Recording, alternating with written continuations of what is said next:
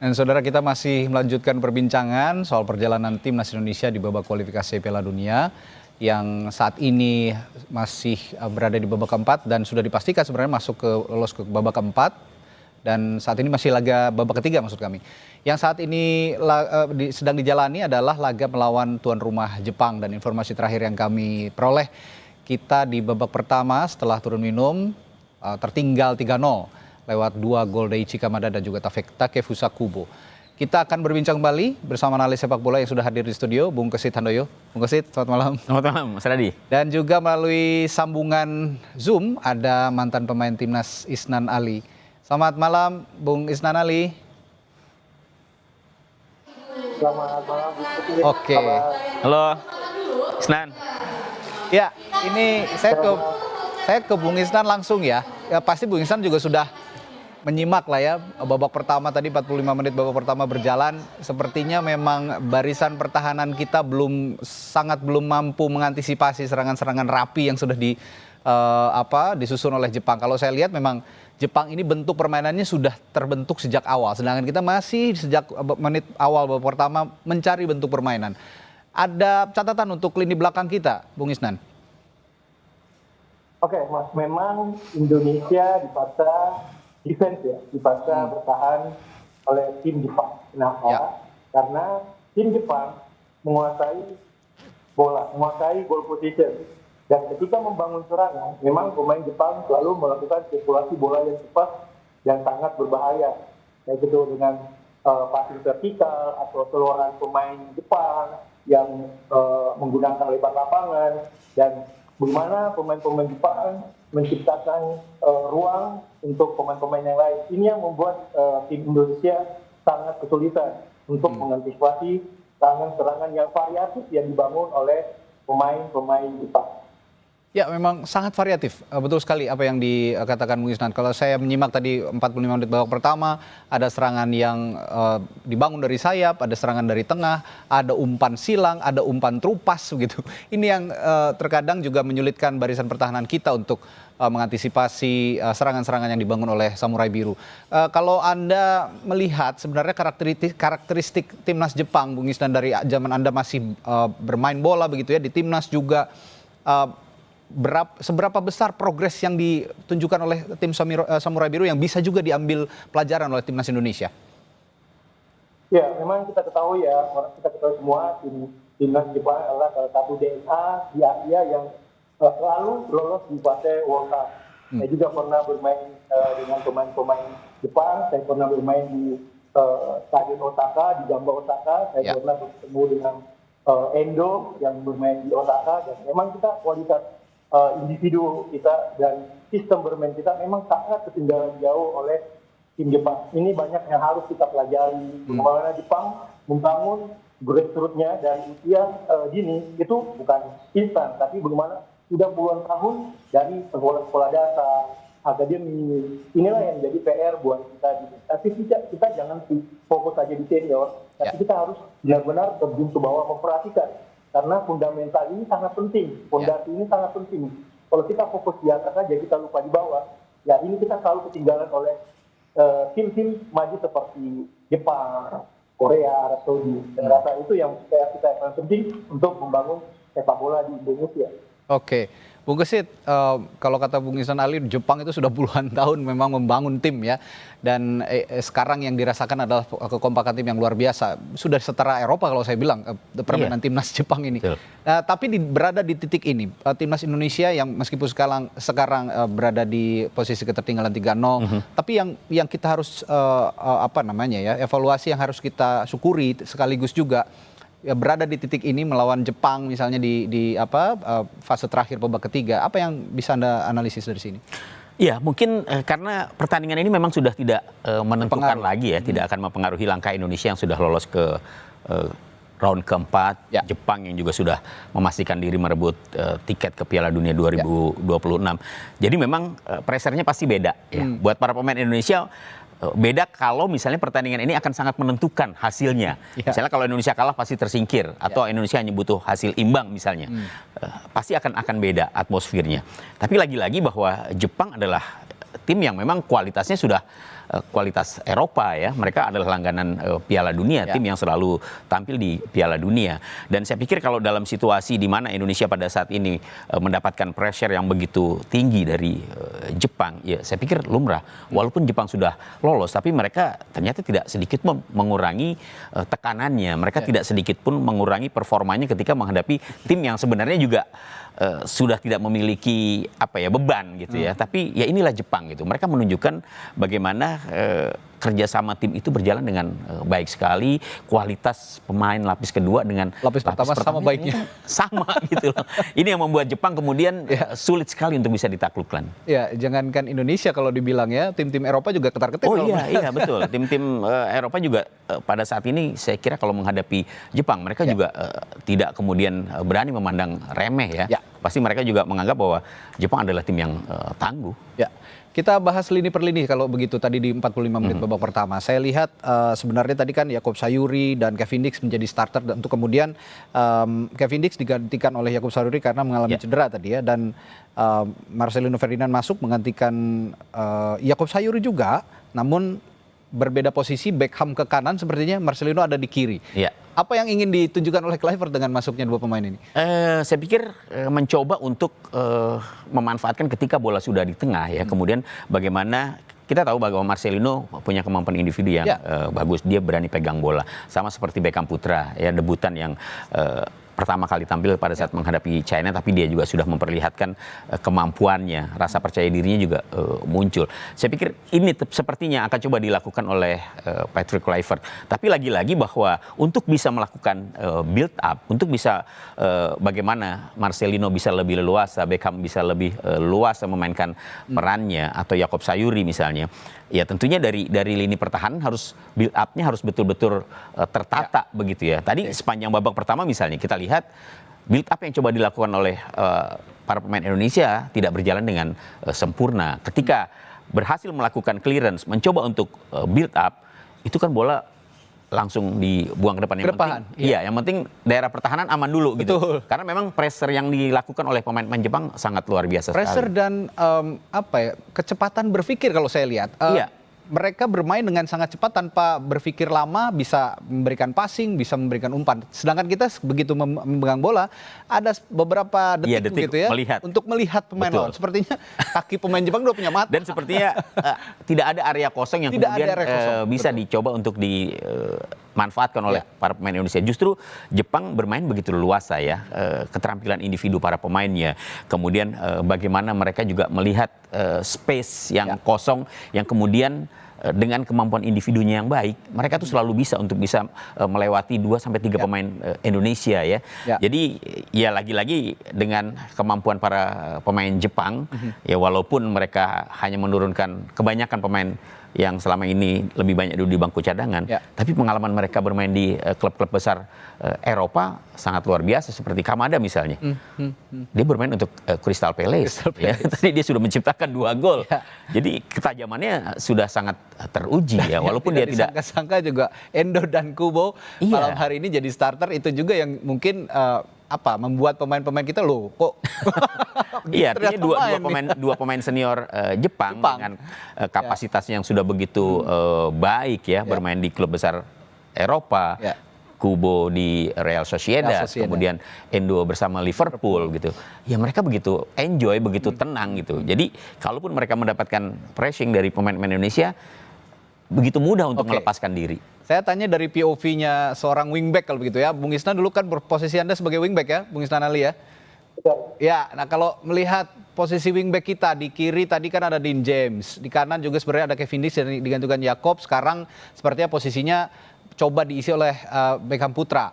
Kalau menghadapi tim dengan pressure tinggi seperti Jepang tadi yang tidak memberikan kesempatan kita berpikir lebih dari 3 detik sepertinya, apa yang harus dilakukan pemain-pemain belakang kita menghadapi tim seperti ini? Ya, memang ya dalam situasi yang kita lihat tadi, pertemuan babak pertama, Jepang selalu menciptakan overload posisi. Artinya Jepang selalu membuat pergerakan atau menang jumlah di posisi unit, misalkan di kiri dan di kanan. Nah, inilah yang membuat tim kita kesulitan. Ya, satu-satunya ialah kita disiplin posisi, walaupun itu kita menjaga 2 pemain, berarti artinya kita masuk ke dalam dengan mengontrol dua pemain, dengan kita memanggil pemain yang lain untuk membantu menutupi atau menjaga pemain yang itu. Nah, inilah yang tadi beberapa kali kita kesulitan menjaga pemain Jepang, karena ketika pemain Jepang memegang bola 1 orang, itu bukan 1, 2, 3 orang, tapi banyak sekali pergerakan-pergerakan yang dilakukan pemain Jepang, yang itu yang membuat lini pertahanan kita sulit. Ya.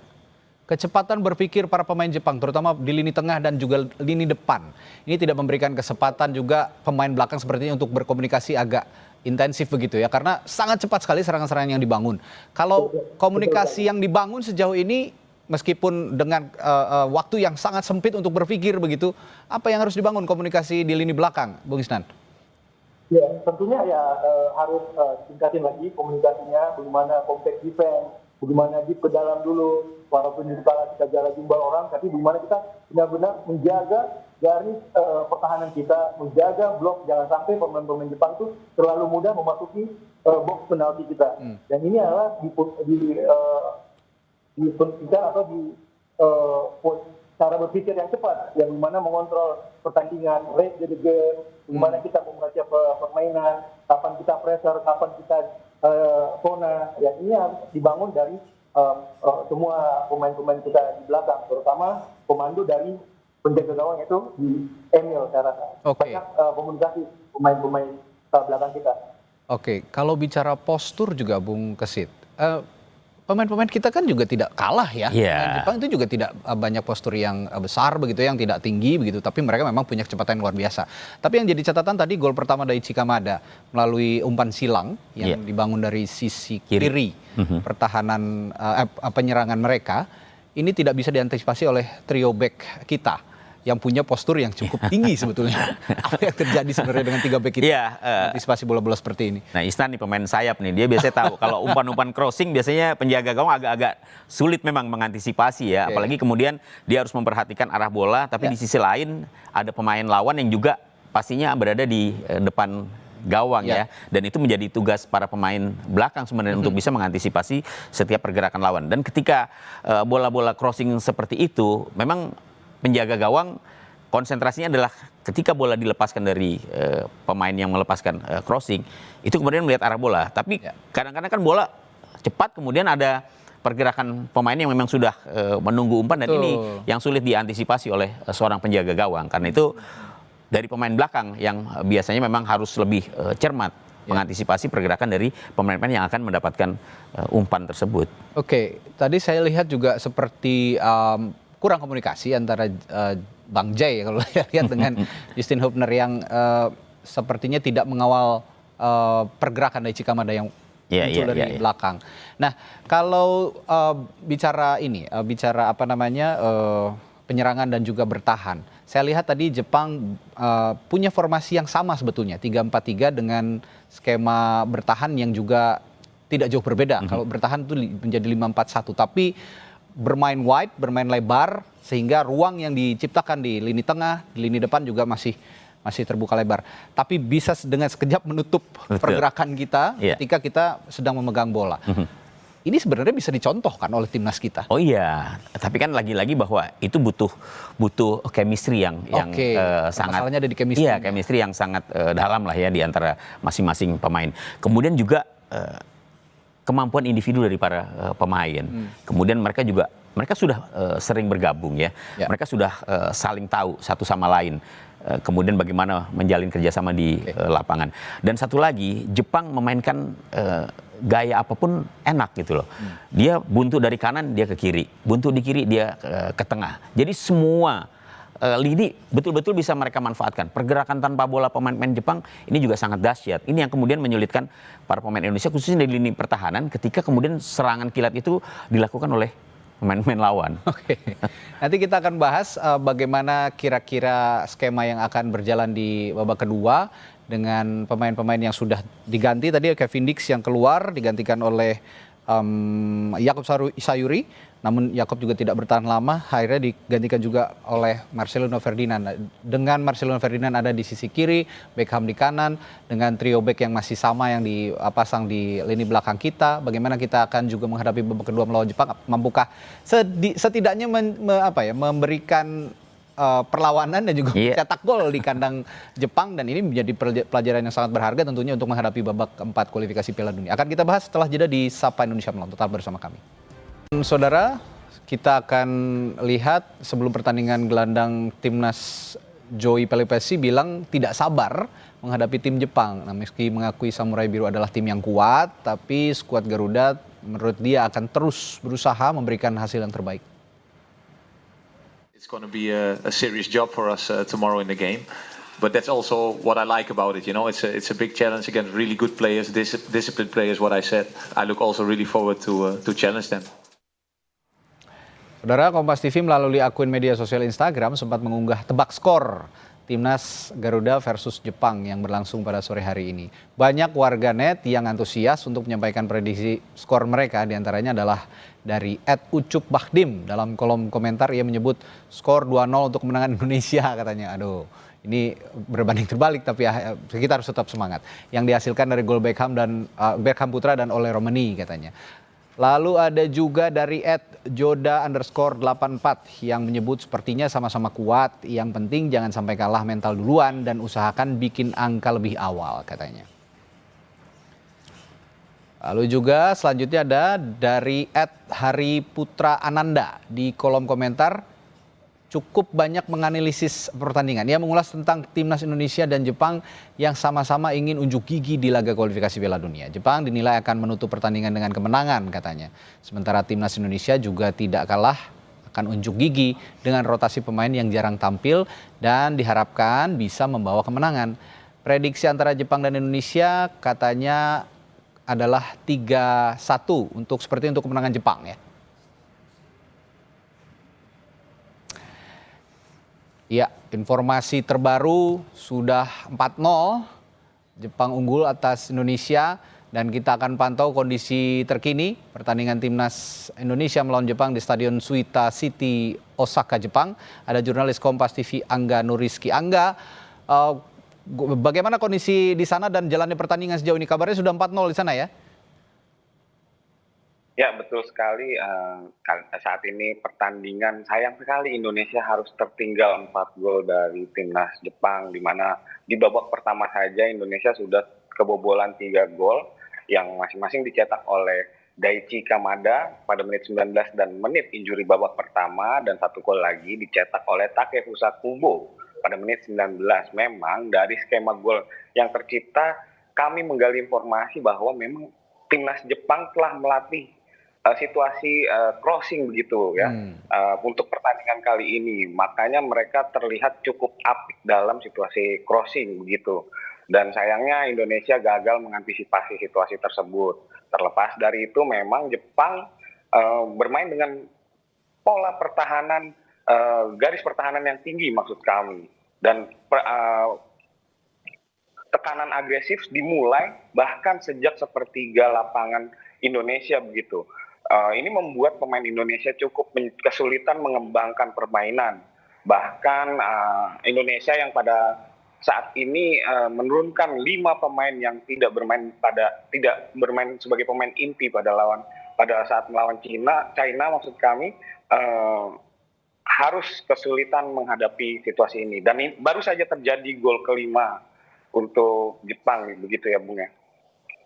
Oke, sudah 5-0. Tadi belum saya sampaikan, ini Ryoya Morishita yang menceploskan gol keempat untuk Jepang. Dan saya belum tahu nih, yang kelima baru saja seperti Angga bilang, gol diceploskan kembali. Dari siapa gol yang tercipta dari timnas Jepang kali ini 5-0, Angga?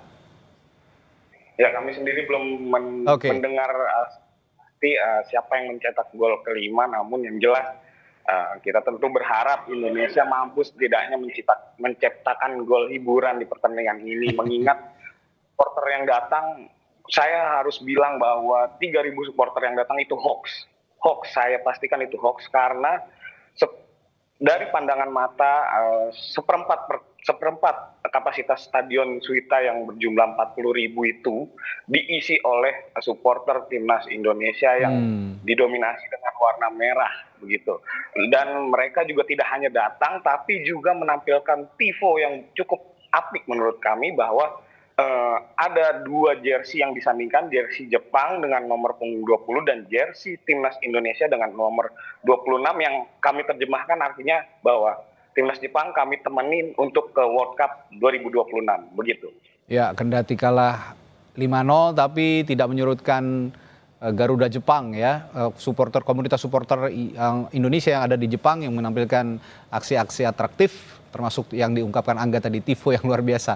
Ini juga diharapkan tetapi masih bisa ada perlawanan dari timnas kita sehingga gol hiburan disebut Angga tadi juga bisa menjadi pelipur lara ya tim supporter para timnas Indonesia yang ada di Osaka, Jepang. Baik, terima kasih. Angga melaporkan langsung dari Osaka, Jepang. Kami akan perbarui informasi dari Anda nanti kembali. Dan saudara, kami juga masih akan kembali sesaat lagi di Sapa Indonesia Malam, tentu saja masih dengan bahasan pertandingan laga terakhir di babak ketiga antara timnas Jepang melawan timnas Indonesia di Osaka. Tetaplah bersama kami. Lanjutkan perbincangan kembali bersama mantan pemain timnas Indonesia Isnan Ali dan juga analis sepak bola Bung Kesit Handoyo. Saya ke Bung Isnan lagi. Bung Isnan sudah 5-0 nih posisinya dan lagi-lagi sepertinya komunikasi di lini belakang yang kurang bisa diantisipasi tadi. Gol dari yang keempat dari Ryoya Morishita dan gol kelima dari Suto Machino. Kalau Ryoya Morishita tadi golnya akselerasi individu dan kalau tadi Suto Machino saya mendengar golnya ini ada kesalahan komunikasi di lini belakang yang mengira offside ternyata tidak begitu sehingga dengan bebas bisa berakselerasi di area pertahanan kita dan menceploskan gol. Bagaimana Anda melihat gol keempat dan kelima, Bung Isnan?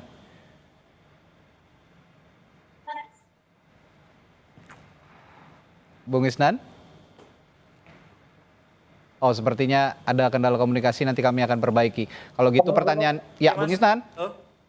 Mas. Oke, bagaimana melihat gol keempat dan kelima? Kalau gol keempat tadi sepertinya saya dengar akselerasi individu. Nah, gol yang kelima sepertinya ada kesalahan komunikasi menyangka offside tapi ternyata tidak. Sehingga tadi pemain Jepang Suto Machino dengan bebas melakukan akselerasi dan menceploskan gol ke gawang Emil Audero di menit yang ke berapa tadi? Saya catat menit ke 58. Bagaimana Anda melihat gol keempat dan kelima ini, Bung Isnan? Ya benar. Apa yang tadi disampaikan Kesit ya. Kita benar-benar dikurung pressure yang sangat tinggi sehingga kita dipaksa untuk berbuat kesalahan oleh timnas Jepang. Kita melihat di babak kedua Jepang sangat dominan sekali di babak kedua ini, di mana dia menguasai position dengan hampir 70% position yang dikuasai Jepang, sedangkan kita 30%. Shot on goal aja Jepang kita lihat itu 13, kita tidak ada sama sekali. Terus on targetnya aja Jepang 6. Dan inilah peluang-peluang yang sangat-sangat sulit untuk kita bisa imbangi. Syukur-syukur kita bisa menahan, jangan sampai lagi kebobolan. Karena kalau kita bisa keluar lagi untuk menyerang terbuka, ini jadi bumerang buat kita untuk sehingga Jepang bisa menciptakan peluang terjadinya gol lagi. Saya rasa pemain kita benar-benar harus disiplin lagi untuk tidak mudah membuat kesalahan yang dasar sehingga kita bisa meredam penyerangan yang dilakukan oleh timnas Jepang. Ya, sudah 5-0 memang sepertinya udah sangat-sangat mustahil untuk terkejar dengan posisi saat ini. Tapi Bung Kesit setidaknya ini bisa jadi ajang coba-coba Kluivert menurunkan pemain-pemain mana yang lebih fit begitu, mana yang lebih baik chemistry-nya satu sama lain. Begitu kira-kira ya? Ya, saya pikir pertandingan terakhir lawan Jepang ini ya bagi Kluivert memang menjadi ajang untuk sekaligus ya melihat bagaimana pemain-pemain yang sebelumnya belum pernah diturunkan atau pemain yang sebelumnya hanya mendapatkan menit bermain sedikit ini dicoba oleh Kluivert gitu. Ya walaupun hasil tetap akan ikut berpengaruh lah ya. Jangan sampai kita kemudian kalah lebih besar dari ketika menjamu Jepang di Jakarta. Di GBK, gitu ya. Waktu itu kita kalah 4-0 ya. Jadi saya pikir dengan 5 gol yang saat ini sudah tercipta dan sudah melakukan pergantian begitu banyak ya. Kita lihat tadi juga ada Shane Patinama sudah masuk, Ricky Kambuaya juga sudah masuk. Jadi ya bagi Kluivert memang kesempatan untuk melihat, untuk melakukan rotasi bagaimana kemudian skuad yang dimilikinya ini mampu untuk bisa menghadapi tim sekelas Jepang. Saya pikir menit bermain juga sangat penting, pengalaman bertanding juga sangat penting. Ini sebagai modal untuk para pemain menghadapi round keempat. Walaupun masih September ya mainnya, tapi saya pikir pengalaman bertanding tetap menjadi sebuah kebutuhan yang harus diberikan kepada para pemain. Oke, satu nama lagi yang masuk ke menggantikan Joey Pelupesi adalah Stefano Lillipali. Ini dicoba juga sepertinya masuk oleh Kluivert. Vano yang sudah tidak lagi muda sepertinya usianya, sudah 35 tahun, dan ada Shane Patinama. Dua nama ini apa yang bisa diharapkan dengan gempuran-gempuran yang terus dilancarkan Jepang? Kalau kita lihat Shane Patinama pemain yang termasuk jarang diturunkan ya. Terakhir ketika Indonesia kalah menghadapi China. Waktu itu kalah 1-2. Dan ada blunder dari dia juga. Ada blunder dari dia juga.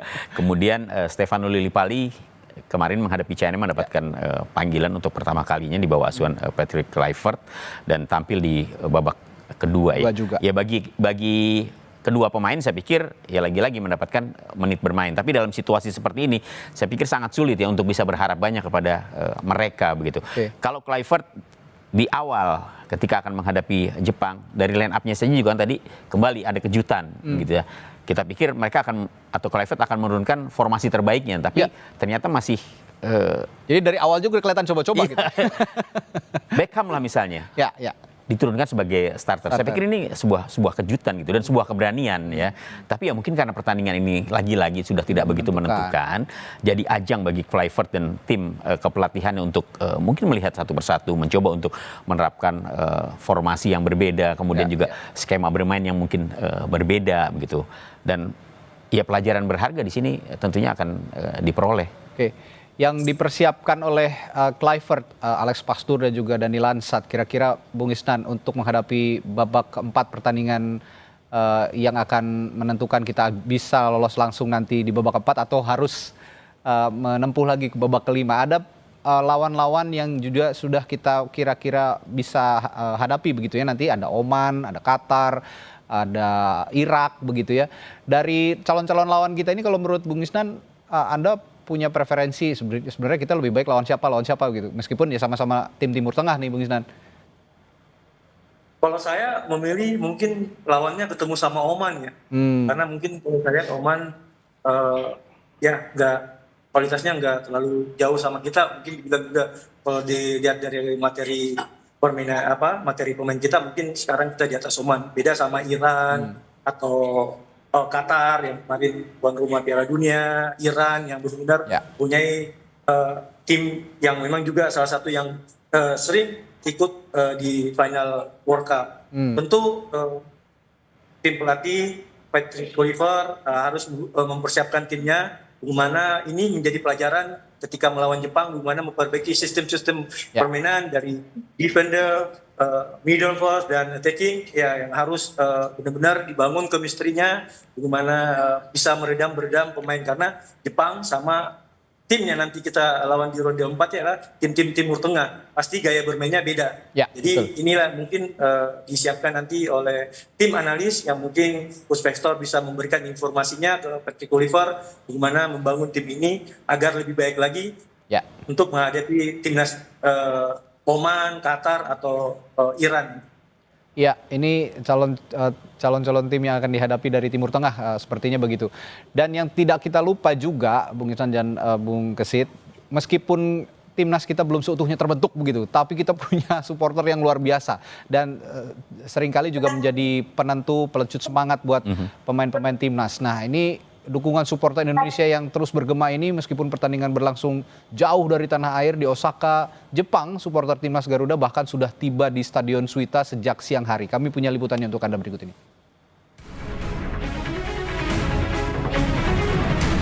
Meski bermain di Osaka, Jepang, dukungan terus diberikan oleh supporter timnas Indonesia. Pendukung timnas sudah sejak siang tadi berdatangan ke Stadion Suita, Osaka. Pendukung timnas yang mengenakan jersey kebanggaan tak hanya datang dari Osaka tapi juga dari kota-kota lain di Jepang. Meski tidak lagi menentukan, supporter berharap timnas bisa mencuri poin dari Jepang. Karena kita sebagai warga negara Indonesia, kita harus dukung totalitas sepak bola Indonesia. Mas katanya ini 3.000, tapi kayaknya lebih ya Mas ya ini? Ya sepertinya begitu, karena memang antusias warga Indonesia di Jepang sendiri banyak sekali ya. Dari ujung utara sampai selatan. Kira-kira prediksi skornya berapa Mas? Insya Allah menang 1-0 saja. Sekitar 3.000 supporter termasuk Garuda Jepang akan hadir di Stadion Suita untuk memberikan semangat kepada para pemain timnas. Garuda Jepang siap tampilkan tifo pada laga ini. Hal ini telah disiapkan sejak lama dan mereka meminta Garuda fans yang hadir langsung untuk dapat bekerja sama dalam aksi tersebut. Nanti bakal ada tifo yang sepanjang dan selebar 30 meter dan nanti salah satunya yang Mbak Fitri duduk di bangkunya itu Mbak Fitri juga ikutan koreonya gitu. Wah, sesemangat itu. Cuma kan aku nanya, tifonya apa? Mereka masih merahasiakan karena biasanya dari para supporter itu selalu merahasiakan karena ingin memberikan surprise di saat lagi live. Harapan untuk meraih hasil terbaik juga disampaikan pendukung timnas di tanah air. Mereka ingin skuad Garuda mempertahankan penampilannya saat mengalahkan Tiongkok.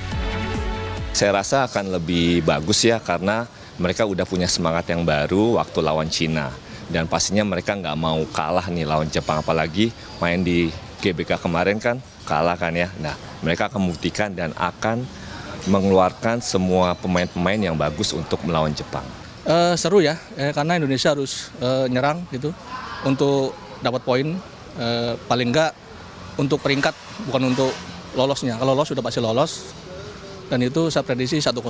Kalau kita melawan Jepang ya, kalau saya sih 50-50 ya. Nah, ya minimal kalau misalnya kita bisa golin ya 1-0 aja cukup.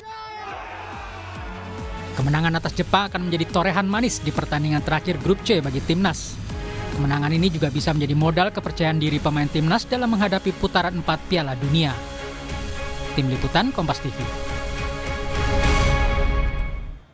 Ya, Bung Gesit, kita ini kan punya punya supporter sepak bola yang luar biasa fanatik begitu ya, dan tidak jarang memberikan andil positif juga untuk timnas.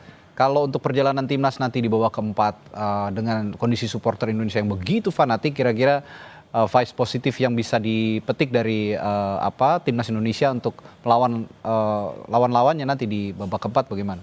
Iya, yang jelas kalau kita lihat antusiasme supporter Indonesia ya, ketika Indonesia tampil lebih bagus dibandingkan dengan periode-periode sebelumnya, kita mampu lolos ke round ketiga, kemudian sekarang memastikan diri ke round keempat, dan kita lihat bagaimana supporter Indonesia ketika Indonesia main di kandang sendiri, itu namanya GBK udah sangat luar biasa ya, dipenuhi oleh supporter-supporter Indonesia. Dan nanti di round keempat pastinya ya, karena pertandingan dilakukan tidak di Jakarta, di Indonesia ya, ya pasti ada aja penonton atau supporter Indonesia yang hadir ke stadion. Seperti yang kita saksikan di Osaka pada saat ini. Pada saat di Bahrain pun juga, di Saudi Arabia juga, di China juga ya. Jadi di mana-mana ada sebenarnya supporter Indonesia, dan fanatisme mereka begitu terlecut ketika melihat tim nasionalnya berlaga. Oke, terakhir ke Bung Isnan, singkat dari POV seorang pemain. Biasanya kalau supporter yang fanatik itu kan ada dua yang ditangkap, antara pemain yang grogi atau malah tambah semangat. Kira-kira singkat saja, Bung Isnan, apa yang bisa dipetik dari pelajaran seorang supporter kita yang punya fanatisme tinggi terhadap para pemain? Ya, audionya masih oke, baik. Silakan, Bung Isnan. Sangat luar biasa ya. Banyak orang bilang supporter itu pemain ke-12 yang memberikan semangat pemain. Kita tahu supporter Indonesia sangat fanatik sekali. Saya kemarin juga nonton di GBK, malam takbiran Lebaran, itu stadion GBK full sekali, antusiasme yang luar biasa. Yang dibilang tadi sama Bung Gesit, di mana-mana selalu ada supporter Indonesia. Dan ini adalah hal yang positif menurut saya untuk pemain. Harusnya bisa membakar semangatnya, berjuang di lapangan. Karena tanpa supporter juga, dukungan supporter, kita juga pasti serasa ada yang kurang nih. Saya rasa ini modal yang bagus buat timnas Indonesia, apalagi di era sekarang. Timnas Indonesia sekarang tentu sangat membanggakan, bisa didukung semua lapisan masyarakat, bisa diterima, karena inilah satu-satunya kebanggaan kita, bagaimana tinggal sekarang federasi bisa memberikan prestasi lagi yang lebih baik. Ini saya rasa sekarang ini sudah lebih daripada cukup, bisa ditingkatkan lagi agar animo masyarakat bisa lebih sangat mencintai timnas Indonesia. Baik. Ya, informasi terbaru yang saya dapatkan sudah 6-0 sekarang skor yang dicetak oleh Jepang. Dan mudah-mudahan kekalahan besar malam hari ini melawan Jepang di Osaka bisa jadi pelajaran berharga, pelajaran besar untuk menghadapi babak selanjutnya, babak keempat, menghadapi tim-tim Timur Tengah yang saat ini sudah ditetapkan. Nanti juga bermain juga di luar Indonesia. Semoga bisa jadi pelajaran berharga. Terima kasih Bung Kesit dan juga Bung Isnan sudah bergabung di Sapa Indonesia Malam. Sampai jumpa lagi, selamat malam. Ya, selamat malam, Isnan.